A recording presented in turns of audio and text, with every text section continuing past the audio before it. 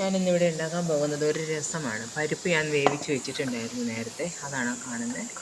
ഞാൻ മിക്സിയുടെ ജാറിലേക്ക് ഒരു സവാളയും ഒരു തക്കാളിയും കുറച്ച് വെളുത്തുള്ളി ചുളയും കുറച്ച് എന്ന് വെച്ചാൽ ഒരു കുടം വെളുത്തുള്ളി ചുള, പിന്നെ കുറച്ച് മല്ലിയില, ഇതെല്ലാം കൂടി ഇട്ട്, വെളുത്തുള്ളി ചുള ഒരു ചെറിയ കുട കേട്ടോ, എല്ലാം കൂടി ഇട്ട് നമുക്കൊന്ന് അരച്ചുകൊണ്ട് വരാം. എന്നിട്ട് ചീനച്ചട്ടി അടുപ്പത്ത് വെച്ചിട്ട് വെളിച്ചെണ്ണ ഒഴിച്ചിട്ട് അതിലേക്ക് വെളിച്ചെണ്ണ നല്ലോണം ചൂടായി കഴിയുമ്പോൾ കടുകിടാം.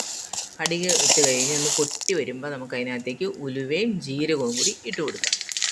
അത് മൂന്നും പൊട്ടി വരുമ്പോഴത്തേക്കും നമുക്ക് ഉണക്കമുളക്, വറ്റൽമുളകും പിന്നെ കരിവേപ്പിലയും കൂടി ചേർത്ത് കൊടുത്തിട്ട്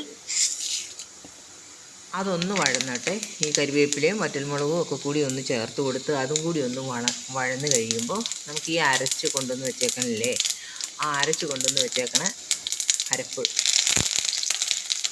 സവാള, തക്കാളി, മല്ലിയില, വെളുത്തുള്ളി, അതൊന്ന് അതിലേക്ക് ഇട്ടിട്ട് നന്നായിട്ടൊന്ന് വഴറ്റി കൊടുക്കുക, ഇച്ചിരി ഉപ്പും കൂടി ചേർത്ത്. ഓക്കെ, അതിൻ്റെ കൂട്ടത്തിൽ തന്നെ ഈ കട്ടക്കായും കൂടി ഇടും. ഈ കായം ഞാൻ ഒരിക്കലും എണ്ണയ്ക്കകത്ത് പൊരിച്ചിട്ട് വറുത്ത് പൊരിച്ചിട്ട് അതൊന്ന് പൊടിച്ചെടുക്കാറില്ല. അതിലേക്ക് നമുക്ക് മുളക് പൊടിയും മഞ്ഞൾപ്പൊടിയും മല്ലിപ്പൊടിയും കുരുമുളക് പൊടിയും കൂടി ചേർത്ത് കൊടുക്കാം. അത് നല്ലോണം മൂക്കണ്ട കേട്ടോ, ഒന്ന് ജസ്റ്റ് ഒന്ന് പച്ചമണം മാറ്റിയെടുത്താൽ മതി, അല്ലാണ്ട് ഇങ്ങനെ മുരിഞ്ഞ് വരുന്ന പോലെ മൂക്കണ്ട. അപ്പോൾ നമ്മൾ പിഴിപുളി പിഴിഞ്ഞ് വെച്ചിട്ടുണ്ട്, ആ പുളിവെള്ളവും കൂടി അതിലേക്ക് ചേർത്ത് കൊടുക്കാം.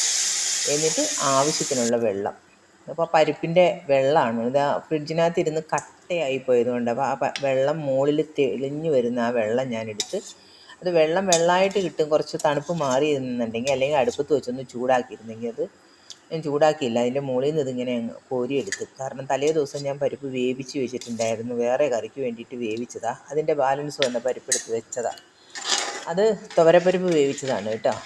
അപ്പോൾ അതിൻ്റെ മുകളിൽ നിന്ന് ആ വെള്ളവും കൂടി തിപ്പി ഒഴിച്ചിട്ട്, പോരാത്തത് നമുക്ക് കുറച്ച് വെള്ളവും കൂടി, ഇതിപ്പോൾ കുറുകിയായിരിക്കുന്നത്, കുറച്ച് വെള്ളവും കൂടി ഒഴിച്ചു കൊടുക്കണം. വെറും പച്ചവെള്ളം അത് ഒഴിച്ചു കൊടുക്കണം.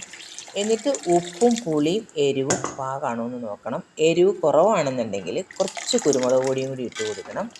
നല്ല ലൂസായിട്ടിരുന്നാൽ മതി. അതിനകത്തേക്ക് ഒരു നുള്ളു പഞ്ചസാരയും കൂടി ചേർത്ത് കൊടുക്കണം. എന്നിട്ട് ഇത് മല്ലിയിലയും കൂടി ഇട്ട് സെർവ് ചെയ്യാൻ പാകത്തിനായി.